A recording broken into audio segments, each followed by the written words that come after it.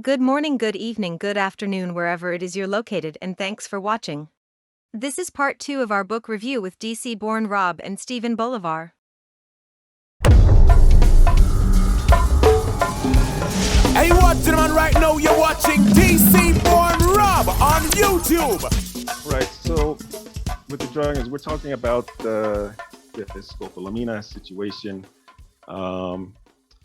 And look, what I'll say is, this is nothing new. We back in 2015 when I started in the vacation rentals, this was going on.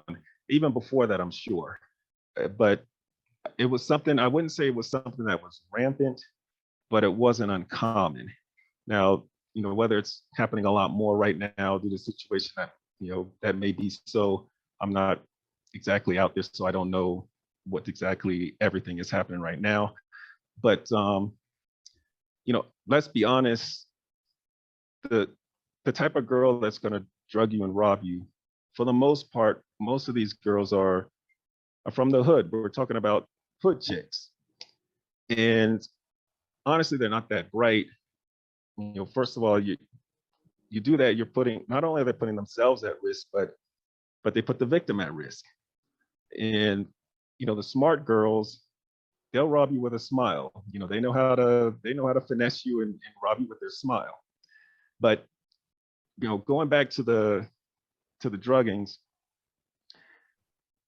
I used to tell people when they would come in, I used to talk to the clients, and I had like a list of sort of rules and regulations that I would go down with them. And not just me, all of us, my associates, everyone who was in the biz, we all basically said the same thing.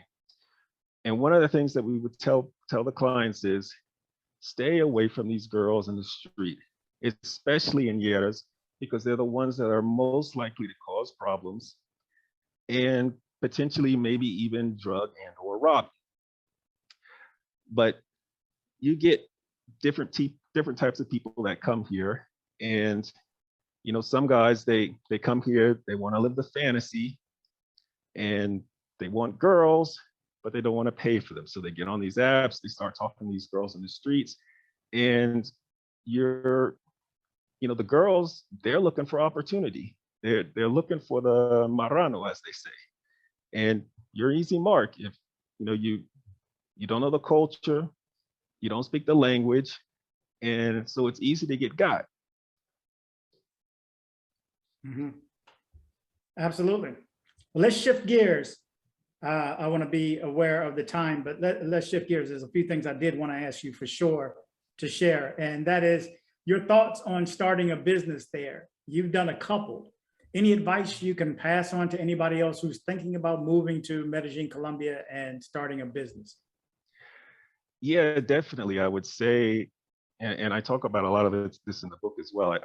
I tell people, first and foremost, don't just parachute into the jungle, in the middle of a jungle, never having been here or knowing anything.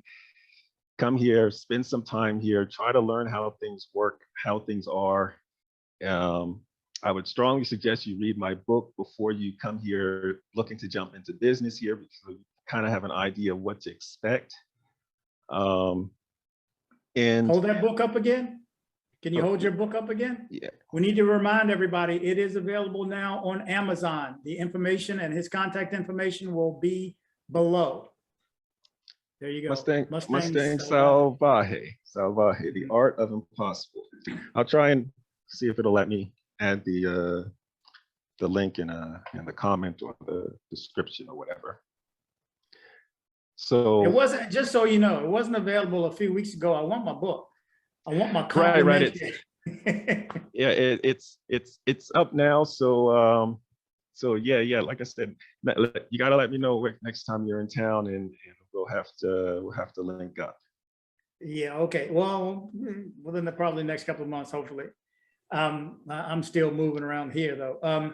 Okay. So any advice? I mean, other than obviously you want to come and check it out, first of all, but just the steps that you need to take. I mean, business licenses and visas and so on. Any feedback on that? Yeah, it depends. Obviously, it depends what type of business you want to do. I tell people do your research, come here, spend time in the areas that you're thinking of living and starting a business, so you get to know the area, know how things are. Don't just jump in on a whim. You know, a lot of, because obviously one of the things I talk about in I give reference to the jungle and the wolves in the book. And, you know, a lot of people, you know, run into trouble because they come here, they don't know the culture, they don't know the language, they don't know the area that they're in. And, you know, the wolves are always hungry and looking for fresh meat, and that's what they see you as, is fresh meat. Absolutely, that's true. So, well, go ahead. Another good piece of advice that I'll give, that I also I talk about a lot of this stuff in the book, but I would tell people to try and find a good accountant. A good accountant will always serve you well. They can help you with how to set up the business for tax purposes and registration, the paperwork that you have to do.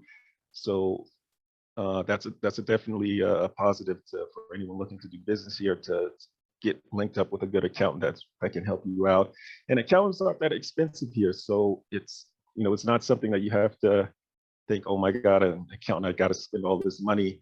But to find the good accountants that aren't going to overcharge you, you need to come here and build those connections and see how things work, because obviously there are people that will take advantage of you, and you know, they see you're a foreigner or a gringo, they're going to give you a higher rate. Gringo pricing. Right.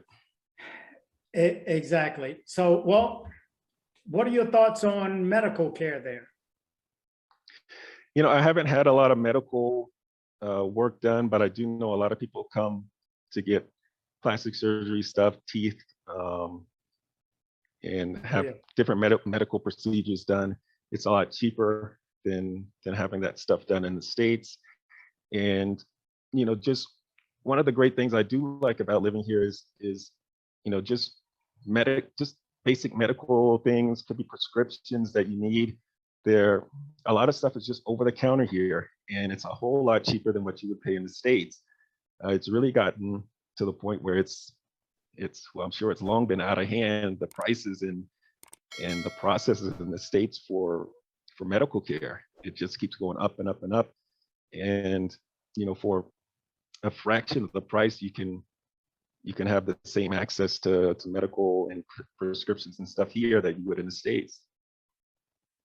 Exactly. And I want people to know that the hospitals down there are not slouching. They're actually quality hospitals. I'm not speaking of all, but there are a lot that are ranked higher than hospitals that are in the US. So be aware of that. Also, you know, we prefaced this a while ago. I asked you a question within the first 2 or 3 questions. I think one of the most important things is, before you go anywhere in Central or South America, it is imperative that you learn some Spanish. Learn some Spanish. Yes. Don't go to these countries. I mean, you're speaking of an accountant. You're speaking of starting a business. You're speaking of, I mean, you wrote a book, you started businesses. When we discuss all these things, you have to realize you are in another country and they do not speak English.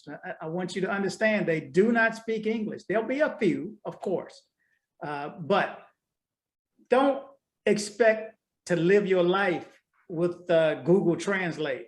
I mean, we dealt with something with the Reeds when we were looking for an attorney down there, and we had someone interpreting for us. It was a nightmare. It was a straight up nightmare trying to deal with legal issues. And when we're talking about starting a business, that's legal. So, or hospital. I mean, I want my doctor to speak English, or I want to be able to speak Spanish, or don't go there. I speak a little and I speak enough, but not enough to start a business. I mean, so yes. Tell people really quickly what the importance of learning Spanish.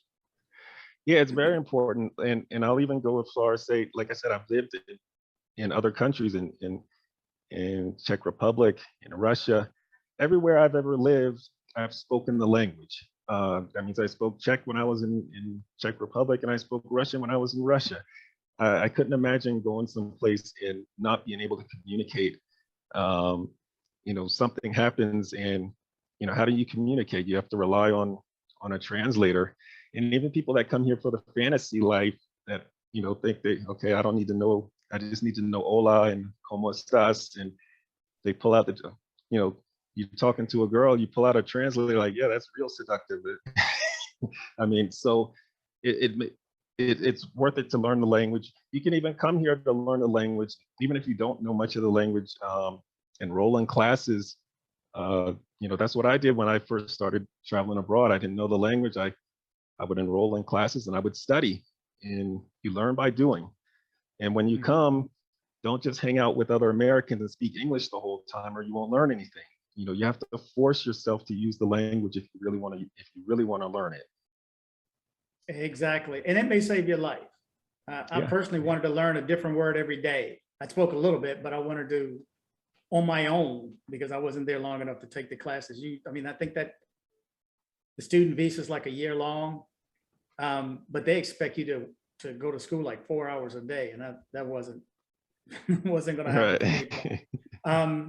Okay, so what are your thoughts on retiring in Colombia? Now, you're only 40 right now, so you're far from that, but what are your thoughts for individuals my age and older who want to, or even younger than me, who want to come down and retire? Well, I think it's a great place to live. I can't speak really on retirement, but for me, it's a great place to live. I like the city. I like the climate. I like, there's a lot I like. I talk about some things, with safety and incidents, but I wouldn't be here if I felt unsafe, and I wouldn't be here if I didn't like living here. So I believe you could, if you want to, you can live pretty much anywhere in the world you want. It's just about, what you like and where you want to be. Some people like the beach. There's no beach here, but there's mountains, as you can see in the background. And I think it's a great place. It's obviously not the States, so you have to adjust to the difference of living in a foreign country. Maybe there might be a little culture shock. And I talk about a lot of stuff in the book that tends to frustrate me about living here as opposed to in the States. Just things that, we get used to certain things in the States and how things move, fairly quickly, and it's not like that here. Things kind of, once you live here, you tend to learn that things tend to move at their own pace. And there's not a lot you can do to push things and get them to move faster. You just have to kind of accept it and be patient and deal with it. Exactly. Patience is a virtue. And I've said it numerous times, things do not move fast there. Do not expect that rush, hurry that you have here in the US, or people to rush to get your order out. Ain't gonna happen. Right. Not McDonald's or nowhere else. You're gonna be waiting for everything. And, you just a few things you need to learn, to get into the flow. But so the last subject I want to touch on, and I want to leave most of this for when we do a live, and that's dating. Any advice, any feedback, anything you can offer the viewers regarding dating there? Yeah, I mean, I'm trying to think of how to keep it simple and basic, because you can do a whole segment on women and dating if you really wanted to. But for one, people need to understand, because a lot of people say, a lot of people come here looking for women and looking to date, and that's fine. But they also say, the women are so much better here, more beautiful, more feminine. The culture, they treat you better and everything. And while I'm not going to disagree, I just try to give perspective, like I say, and I understand what guys talk about, especially coming from the States and other countries. You can just talk about how people greet each other, how women greet you here, not only here, but in most countries around the world that I've lived or visited. Typically, you greet women with a kiss, whereas in the States, I was talking to a buddy of mine, and he was saying, in the States, they shake your hand, and obviously not in Miami, but that's more Latino influence. But in other parts of the States, supposedly they tend to greet you with a handshake. And I remember I was in a business meeting the other week, and a woman, comes in, she goes and shake my hand, and I'm kind of looking at her sideways, like, are you really going to shake my hand right now? I'm just kind of so used to even in a business setting, it almost comes off as a bit weird to me. But there's culture and then there's nature. So people I try to get perspective. It's not that women here are better or even better in other countries as opposed to others. A lot of it is just due to preference and subjectivity. And culture obviously can change from country to country, place to place. But a lot of guys will come here and they'll talk about culture, particularly female culture. And I almost find it funny because you can't really get a real perspective on culture and from being here just a few days, a few weeks, or even a few months. It takes time to really understand how things are and how things work here, and particularly with female culture, because if people really knew what the female culture is here, they'd probably likely be singing a slightly different tune. So I encompass all that to say it's when you talk about dating and women, you have to be aware of what the culture is and also what nature is. And nature, you can't overstep nature. So, and I give the example, I'm a man, we're both men, and we know as men what our nature is. It doesn't matter if we were born and raised in China or South Africa or Colombia or Brazil or the States or Canada. We know as men, we have the same nature. We know what our nature is. And it's not really much different for women. And guys need to understand that when they come here, that they need to understand that dynamic. So you have the dynamic of culture and nature. Okay. Well, you're going to get a lot more questions on the live about dating and a lot more in depth. Without everybody who watches my channel knows I don't do that mongering stuff. There's no female ass in my thumbnails. I don't do that. Right. But I want to pull up again. You did mention earlier, not have anything to do with this, about YouTubers who have a point of view. We're all individuals. Just like you're an individual, I'm an individual. We're all putting out our thoughts. What's in your book came out of your head. What's on here came out of mine. Right. And the same, and I think truly every YouTuber serves a purpose. If you don't like them, don't watch. You don't have to thumbs down. You don't have to write a whole, paragraph on some nutty. There's some crazy stuff out there and people say some crazy things, but just know that we have a point of view and everybody's point of view is valid. And I just bring that up because you said that a lot of us are doing it for clicks and so on, trying to say that Colombia is dangerous. And the reason that I do some videos is because you need to know. And you, the viewer, need to know before you get there exactly what you're stepping into. I also mentioned to you that people tell me in the past that, well, you YouTubers say it's all rosy, it's all great. And next thing you know, these people go down and they get killed. Right. So it's, people are always going to fall in one camp or the other. Yeah. But what I'll say, no, go ahead. No, what I'll say to that is I want to start by saying first of all, there's more to Colombia than the fantasy and the fantasy lifestyle, because so many people come here for that. And, we can promote and show people more of Colombia than that. And also Colombia is more than just Medellin and Cartagena. Some of the best coffee in the world is here. Some of the best rum in the world is here. So there's so much more to Colombia than that fantasy that gets promoted and so many guys come here for. And a lot of the dangerous stuff that people get themselves into, they get themselves into because of the fantasy.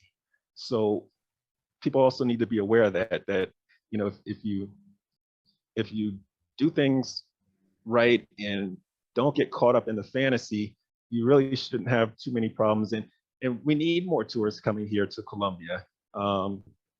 Tourism helps everybody. It helps the economy. It helps everything. So, we want to welcome tourists to come in. And I wish that the city of Medellin and even the state of Antioquia would do a better job of welcoming tourists. I think they do a much better job of that in Cartagena, but that's a topic for a whole nother issue.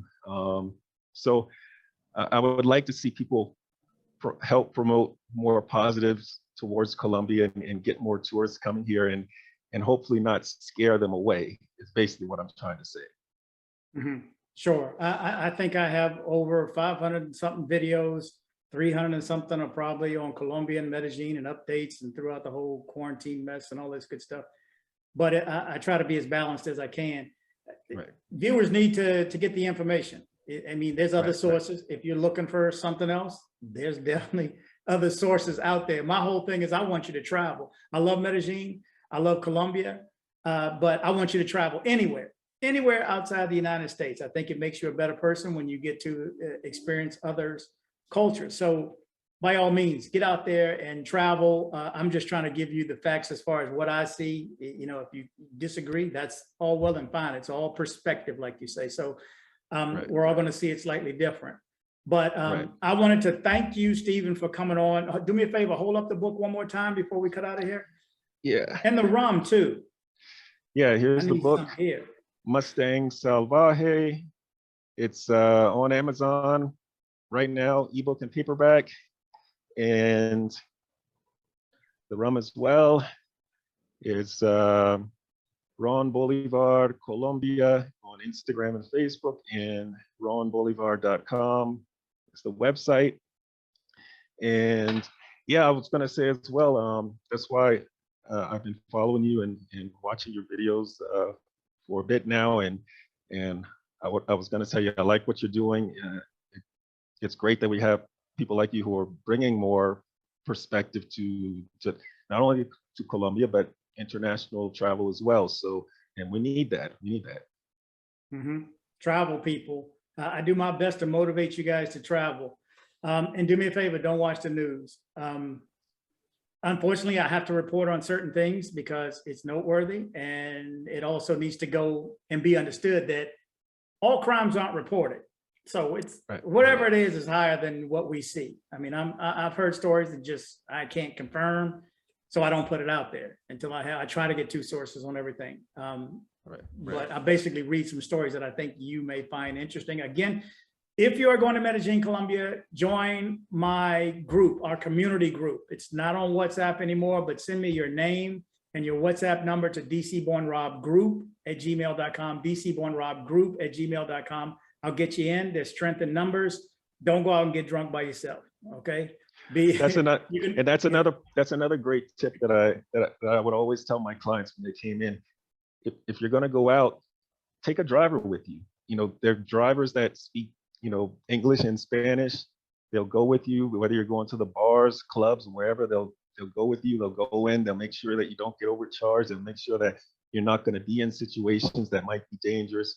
You're not going to go into areas that might be dangerous, and you have somebody there who speaks the language and knows everything about the city and where to go, where not to go. And it costs a little bit more than you would pay for an Uber, but you know, it may be worth it, especially if it's your first time coming here. You don't know where to go, you don't know how to move around. It is worth it to hire a bilingual driver. Absolutely. And reach out to my guy Andres, who just reminded me, if you need a tour guide, go back and look at my old videos and see all that I did around the city. There's more to see than just Parquilleras. Please do me a favor. Don't get stuck in Parquilleras and just want to go up there and drink and party all night and forget your whole trip, because you're not going to remember most of it anyway. Experience There's more than just the fantasy. There's more than just the fantasy. Absolutely. Every city has more than just that fantasy. So, you know, try to do something, you know, try to stretch your limits a little bit further while you're there too. So again, Stephen, I appreciate you coming on. I will post this as soon as possible, but I want to remind you guys that we're going to do a live soon, hopefully within the next week. Let's let these get through, and then the other 10 videos I'm in the hold on right now. But also, yeah, just be safe while you're out there traveling. By all means, I'm not one to say I can't tell you to go and not to go. I've always been an advocate for going there because I love it. I think it's beautiful. For me, I think it's safe. I don't think it's as safe as it was 2 years ago when I was there. I don't. That's just me again. And I'm walking around with a camera too. Without my camera, probably the same. But now I'm walking around with a camera and people see that, and you know, I'm not going to make myself a mark. So be safe while you're out there. You have a little bit more information to make better decisions now, and we'll find out some more information from Stephen, hopefully within the next week or so, and you can just dial in directly and ask the questions that you want. So again, anything you wanted to throw out before we end this, Stephen? No, I think, like I said, check the book. It's on Amazon. If you're coming to town, or if you're in town, you want to try some rum, look me up. Try to get me ahead of time. Don't come in on a Friday and in the afternoon, because a lot of times I do have there's a waiting list.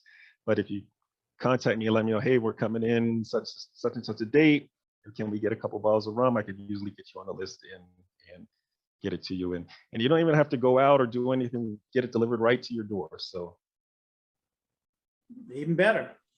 There you go. Yeah. All right, Stephen, thanks again, man. We will talk soon. Absolutely. Okay. Thanks for having me. Okay. We have a YouTube channel, like it. Please comment and share if you like the video. Please subscribe and kick the bell.